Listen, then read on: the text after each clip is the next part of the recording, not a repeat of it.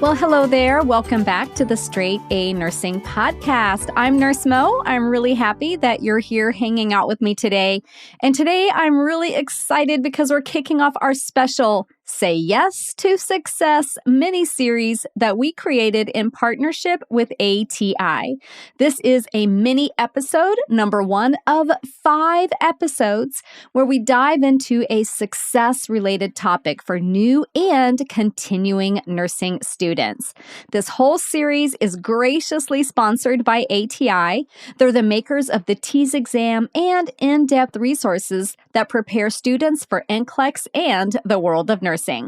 For 5 weeks, we'll be releasing a new mini episode each Monday, so make sure you're following the podcast and following me on Instagram at Straight A Nurse for some great giveaways and discounts, which I'll talk about more when we get to the end of this episode.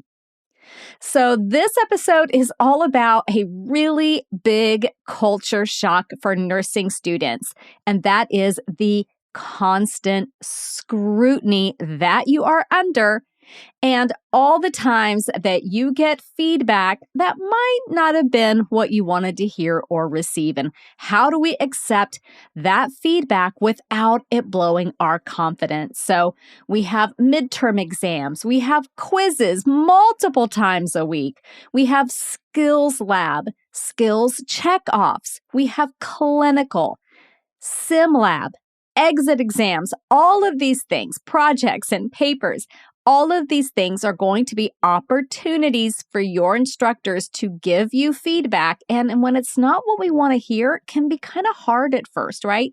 Now, I've mentored thousands of nursing students over the years. And one thing I know about nursing students is that nursing students work really hard and care a lot about their academic and their clinical performance. And when you add to that this feeling that everything is brand new, you might not feel really comfortable with what you're doing, and getting that feedback, I don't want to call it negative feedback because we'll talk about that in just a minute. There's no negative feedback. It's just feedback. But getting feedback that you weren't expecting or didn't want to hear can blow your confidence if you let it. So let's not let it, okay? One reason that feedback can be a confidence annihilator is because of imposter syndrome. So if you've ever thought, I don't belong here, they're going to find out that I don't know what I'm doing, everyone else here is smarter than I am, I got in because of some kind of fluke.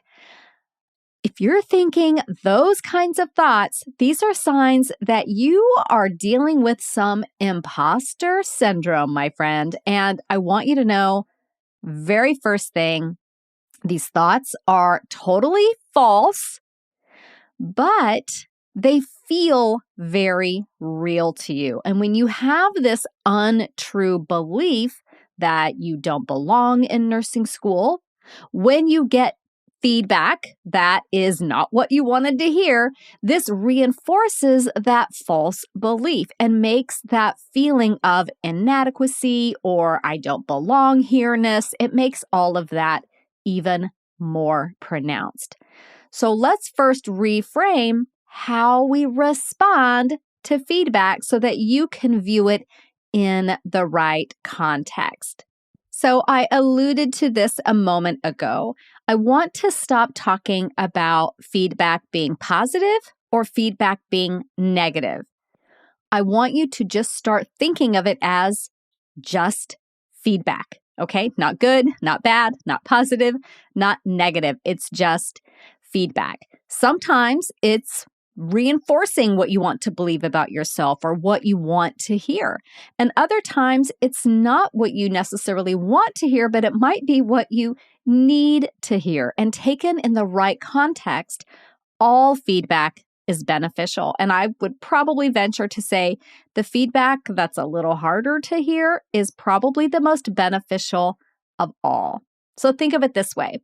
Whenever I really mess something up, and I do this on the regular, by the way, you better believe I don't make that same mistake again, right? I remember being in clinical and I was getting checked off by my clinical instructor for taking a blood sugar level for my patient by doing a finger stick. And I forgot to put my gloves on. How did that happen? I have no idea. I was so focused on all the steps with the glucometer. I forgot to put my gloves on and she almost had a heart attack. So I got some in the moment feedback, and you better believe I never forgot to do that again. So the first thing I want you to shift your mind around is that mistakes, because yes, they happen, they're just part of learning. If you knew everything from the outset, did every skill perfectly, then why are you even in school, right? You're there to learn. So first, accept that mistakes are part of that process. If you're not making mistakes in nursing school, you're doing it wrong. Now, of course, I don't want you making mistakes in clinical where they matter the most, but if you're making mistakes in sim lab, in skills lab, on case studies, when you're talking in your study group, that is where you're supposed to be making mistakes. That's where you're trying new things. You're busting out of your comfort zone. You're exploring. So get in there and make mistakes. Again, those perfect places to do that are sim lab, skills lab, in lecture. That's what those things are for. You're learning. And then the next thing I want you to do when you get feedback is take your ego, take your emotions out of it. Again, if you believe it's not positive, it's not negative, it's just feedback, this makes it really hard for it to damage your ego or damage your self-esteem. So when you get feedback, if you find yourself engaging in negative self-talk, put the brakes on that, and I want you to say, this is just feedback. It is not a reflection on me as a human, on me as a nursing student, or on me as a future nurse. This is feedback to help me learn and reach my goals. And in that way, feedback becomes a very positive thing. Because you're listening to this podcast, I know a thing or two about you. I know that you are a dedicated student, and I know that you're willing to put in the effort to be the best student and nurse you can be. But it can sometimes feel a bit overwhelming. I know, I've been there, which is why it's so nice to have ATI at your fingertips. From passing the TEAS exam and getting accepted into a nursing program to graduating and passing the NCLEX, ATI is your go-to resource for anything and everything you need for nursing school. Now, for many of you, you're going to a program that uses ATI. If your school does, they have done you a huge favor. In 2020, schools that used ATI had NCLEX pass rates that were 5.8% higher than schools that didn't, and that is huge. And ATI helps you throughout nursing school too. In fact, ATI has helped more than 2 million nursing students graduate and administered more than 12 million assessments since the year 2000. So they kind of know what they're doing. Now, I went to a school that used ATI, and honestly, I felt so prepared, not only each semester, but when I took my NCLEX as well. And that's because the materials they produce are top-notch. They have more than 300 nurse educators on staff, so their ATI products and resources are carefully designed to actually help nursing students and set you up for success in life as a nurse. And if you're new to all this and trying to get into nursing school, then you may need to take the ATI TEAS entrance exam, and they've got you covered for that as well. They really are with you every step through nursing school. Learn more at atitesting.com. You can get official exam information about the TEAS and a ton of information about how ATI can help you get through nursing school and pass your NCLEX. That's atitesting.com. So the number 3 thing that I want you to kind of shift how you think about feedback is this. I want you to always be thinking, how can I learn from this? Now, if the feedback you received reinforces what you knew or believed to be true, then keep doing what you're doing. You're on the right track. But If the feedback you receive confirms that you don't fully understand a concept or don't fully understand how to do a skill, then it's time to ramp up the learning. Okay? Doesn't mean you're a failure. You are learning. That means it is an active process. And a great way to do that is to utilize the resources that you have right there at your fingertips. So many students will have all these resources from their school, from their textbooks right there at their fingertips and not even utilize them, not even spend time exploring what those are. And instead, they'll pop into a Facebook group and ask a bunch of random strangers to explain a complex concept. And I guarantee that if you do that, you're going to get some correct answers, some incorrect answers, and you're going to end up more confused than if you had just gone to your resources from the very beginning. I've seen this play out so many times. So use your available resources. And an excellent one is the ATI material that your school uses, of course, if your school is using ATI. So let's say you don't do so great on an exam. Did you know that ATI has a tab in the student portal called Improve? You go to that tab and check out the focused review for that topic. And then ATI Pulse is another remediation program that your school may be utilizing. This is a fantastic program that basically catches students who need to remediate certain topics early so that you don't get all the way through school and then realize you're not prepared for NCLEX. So if your school is using Pulse, definitely check that out. Tons of available resources there. Now, what if this happens in clinical? ATI has a great solution for that as well. So in your ATI student portal, click on the Apply tab, and you'll see there are a lot of different options for you, including real life, nurse's touch, and skills modules. So what I love about real life is this is a screen-based, so computer-based simulation that really helps you practice your clinical decision-making and your clinical judgment. Because guess what? That's what your nursing school exams are testing. That is what the NCLEX is going to be testing. And then the skills modules cover all kinds of things, such as blood administration, chest tube drainage, nasogastric tubes, nutrition, airway management, all these things that you'll be doing in Skills Lab, in Sim Lab, and in Clinical. So if your school is using these things, check them out. They are fantastic. Now, what if the feedback you didn't like is the score you received on your TEAS exam? If you didn't get the score you need to get into that competitive program that you've had your eye on, ATI has you covered here as well. If you haven't been using their TEAS prep resources, then you definitely want to check those out. I mean, who better to prepare you for the exam than the makers of the actual exam?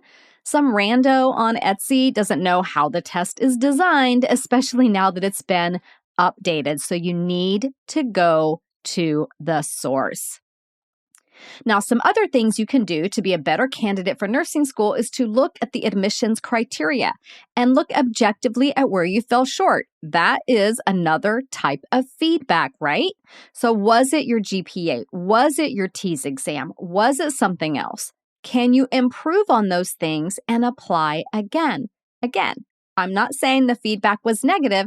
It was just information telling you what you needed to know in order to get to your goal. So let's say you want to improve your TEAS score. With ATI, if you're using their test prep materials, there's something called the IPP, the Individual Performance Profile. And this is going to be exactly what you need to study, what you need to improve on so you can get a better score next time. Okay, you're not going to get that by buying some rando study notes off the internet. Okay, I'm just saying. All right, now number 4 way to shift how you react to feedback is in what you say. So when you get feedback that confirms what you know, what you want to believe about yourself, please don't brush it off and say, oh, I just got lucky, or that instructor just grades really easily. Because guess what? That is another way that imposter syndrome rears its ugly head and tells you a bunch of lies. So when you get feedback that confirms or is what you wanted to hear, just say thank you. Own your accomplishments, please. Just say thank you. I worked really hard to practice that skill, and your feedback means a lot. Let's own how hard we've been working, okay? And if the feedback confirms that you still have some work to do in this area, guess what you're going to say? You're going to say thank you as well. Thank you for the feedback.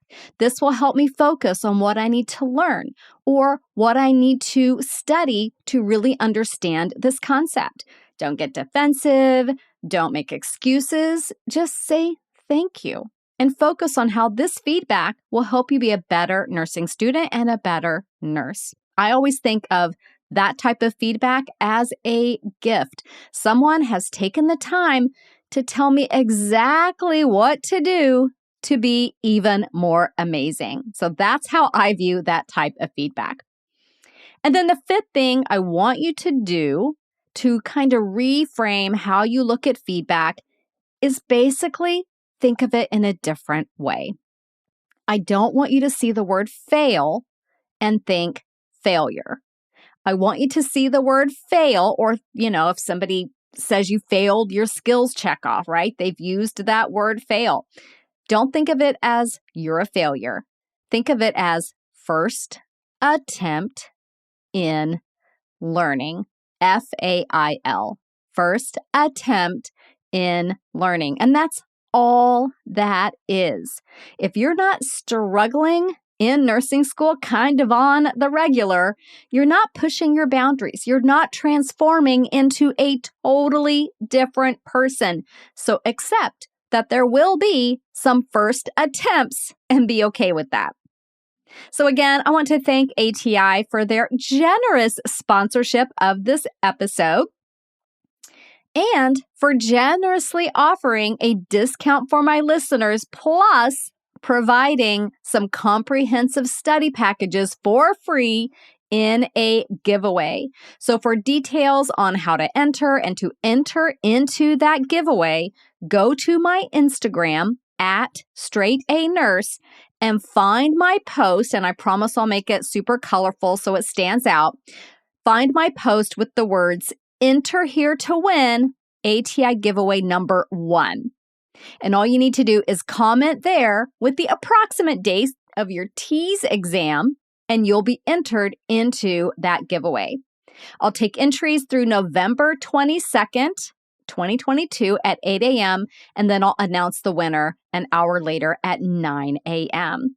So that's the giveaway that ATI has sponsored. They're also offering a discount. So when you purchase $50 or more in ATI TEAS prep materials or packages, you get 15% off with code SAN15, SAN15. That's SAN15. And I'll put all these details in the episode notes.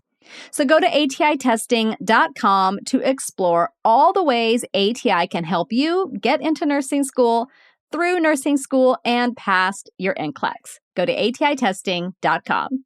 So I'll see you back here next Monday for part 2 of our Say Yes to Success series. Make sure you're following the show so you don't miss out on a single one. See you then. This podcast is brought to you by Straight A Nursing.